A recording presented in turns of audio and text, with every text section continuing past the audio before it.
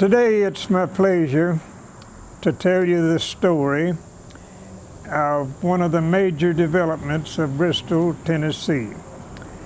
I am seated on the porch of one of the grand homes that were built in this development many, not quite 100 years ago, but close to that time. You see, when Bristol started, it only had 100 acres. And actually there was some of those cut off before it was over. And the town might have been called landlocked for a long time. It needed to expand. But there were landowners all around it, and none of them didn't seem to be very much of a mind to sell. After the property got pretty valuable, some of them did sell. But this section of Bristol, Tennessee, was a little late in coming compared to some of the others, but not very late.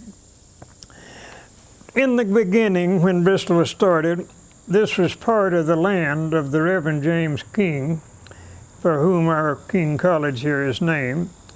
But he had plenty of cultivated land, plenty for which he could cultivate, and he didn't see any reason to clear this up. Thus, for many years, it was left as a forest. The original name of it was Fairmount Forest. First it was Linwood Forest, and then Fairmount Forest, the name given it when they began to develop. Most of it was covered with timber, virgin timber, huge trees. Many of them were cut down and made into lumber that went into some of the early building of this section. Well, the Reverend King, when he made his will, incidentally I have his will in my home, I get it down and read it once in a while, it's written in his own hand. He divided up his land among the children. He had a son, his oldest son, named James, Little Jim, most of people called him. Actually, there were 5 James in a row, so it was a little bit confusing. But Little James King, his son, the firstborn child, his first child rather was a girl, but his firstborn son was James King. He had intended that what is now the great Fairmount development in Bristol, Tennessee, become the grand estate of his son Jim. They even planned that he would build a grand mansion about where Linwood Street runs into Pennsylvania Avenue now. And the name of that mansion was going to be Linwood. Right pretty for a nice big southern home. Well, as the years passed, unfortunately, Little Jim became an alcoholic. His father, very much aware of the fact, was afraid to leave him his inheritance. And so, Little Jim did not inherit an acre of ground from his father, but the Reverend King switched his will and made the will instead to the wife of James and to his children. James didn't marry until he was probably close to 40 years old. He married a lady from down near the racetrack named Buchanan. She was an offspring of the old Ray family that's so prominent in early Bristol history. They had 5 children. And he had a James also, but unfortunately his little James died when he was 5 years old. So only 4 children were left, 2 boys, 2 girls. And one of the daughters never married. But one of the daughters did marry, the second daughter did marry and had several descendants. Well, the land left to the widow and those 4 children. Poor James, Little Jim, was very unhappy about it, but there was nothing he could do about it. His father had set it in stone, so to speak, in the will, and that's the way it was. Little Jim, though, died pretty soon after his father. The father died in 1867. Jim died in 1875. The widow lived on here and did not sell this section of town for a long time. She did sell some that was real close in, towards State Street, McDowell Street, and so on. But she got so little for that it didn't pay her really to sell it. Some of those lots sold for a ridiculous cheap price, like $15 maybe, some of them. But there came a time when it was very evident that Bristol, Tennessee was going to have to expand. There just wasn't room for any more real development. So come into the picture now, Major A.D. Reynolds. Yes, he was of the tobacco family. In fact, he started a tobacco factory here business. That's what he first did when he came here. He came here in the early 1870s. A little later, his brother, R.J. Reynolds, also came to Bristol and entered into the business with him here. And then there was Colonel J.M. Barker, James Madison Barker, who had come to Bristol with hardly the clothes on his back, but somehow had managed to become wealthy in a very short time. Those three men joined together and formed the Fairmount Land Corporation. Well, they knew that the widow of Little Jim King was ready to sell, and so they approached her, made a deal with her, and for this entire Fairmount edition, they gave her almost $20,000. 19 something, I think, is the exact figure.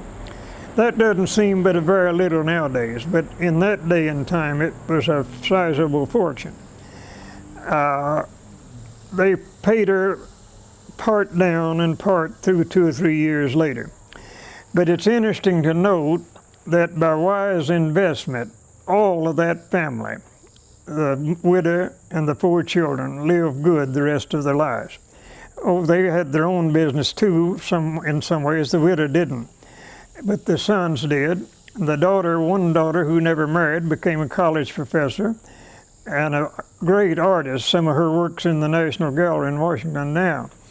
And the other girl married well off, but yet the money that they got for the Fairmount development was what really put them on their feet financially. About 1889, 88, in that vicinity, they laid off the area. Still a forest, most of it, but they laid it off in lots. It was well surveyed, the lots were well numbered, the streets were made wide, and everything was ready for development. They gave Mrs. A.D. Reynolds and Mrs. J.M. Barker, and Mrs. Barker, incidentally, was a niece of the founder of Bristol. She was a Kane, but her mother was an Anderson, a sister to Joe Anderson, who founded the town here. Well, they gave Ms. Barker and Mrs. Reynolds, Mrs. A.D. Reynolds, R.J. wasn't married at the time, but they gave those 2 women the privilege of naming all the streets. They named the streets running in one direction after states, which they happened to like a little bit, and they named the cross streets after their favorite trees. We are right now on the corner of Spruce and Georgia Avenue. Georgia named for the state of Georgia, Spruce named for the tree. It was done in haste because they were getting ready to make the maps, and the map maker was getting impatient, wanting to make the map, and so the girls had to get in with it and start naming them fast. They did it within 2 hours, I've been told, had all the streets out here named. Beginning with Tennessee Avenue next to the railroad and going over to Florida Avenue next to the outer edge. Now, soon after that, they began to sell lots in this development. Wasn't so fast at first, but it became faster and faster as time went along. To make the addition attractive and so that people interested might have a good place to stay, they built a grand hotel out here called the Fairmount Hotel. I wish you could see. I've never found a real picture of it, but I found the architectural drawing. And it is amazing how fancy that building was. That was in the high Victorian area, you know, and everybody tried to outdo everybody else by making a fancier house and fancier furniture. Well, that hotel was something to behold. It was a rambling old building, porches, balconies, oh, you can't imagine what it looked like. That was built, if my book is right, and I think I'm quoting right from my book, about 1887, 88. Colonel Barker, meanwhile, chose one of the lots on Pennsylvania Avenue and built himself a grand house, which still stands today. It sold out of the family a long time, years ago, but it still stands today. I will say that after the Fairmount Hotel burned, and that, I think that's around 1900, he went and took the lot where the hotel was and built another grander home, a fine mansion, which still stands today. Now then, there's a little bit of a mystery right here, but it appears that R.J. Reynolds built a house on the corner of Spruce in Carolina. Most people say that Major Reynolds built it, but I'm pretty sure it was built by his brother, R.J., for he and his mother. But he knew that he was going to move back to North Carolina, and he knew his mother wouldn't live too long, and his plan was that Major A.D. take the house when he did no longer need it. He wasn't satisfied that his brother, as wealthy as they were, was living in a common house on 4th Street, downtown. He said it's not worthy of the family. So he built the grand Queen Anne Victorian style house that unfortunately burned a few years ago. Partly burned, they tore the rest of it down. But I am of the opinion that he built the house and not Major A.D. People have said it was built about 1904 by Major Reynolds, but there is a brochure advertising this section of town that has a picture of it, and that brochure was put out in 1889. So the house was there, evidently, by 1889. Later, another grand mansion would be erected near the two that made 3 mansions in a row up there. We may later someday show that as a special run again on this Fairmount area. Lot sales became faster and faster as people began to build, and pretty elite, that is, they built nice homes out through here. But I have a map, 1930, showing Georgia Avenue and some of these other avenues. And even then, there were many gaps along the street, lots which had no house on them. I was surprised to see that, really. So many of the grand houses out this way were built in the 1930s. But I, being more or less familiar with architecture, can go along the street and pick them out, the ones that were later and the ones that were first. One of the earliest built was on this street, right up the street here about a block, and I had the privilege of naming it in later years. It became the New Hope Bed and Breakfast. I'm not sure it's still operating now, but it was just a year or two ago. As time passed, it became one of the better sections of Bristol, Virginia, Tennessee. In tracing your land records, you'll find the signature of R.J. Reynolds on many of the old deeds. And he held on to some of his property here as long as he lived.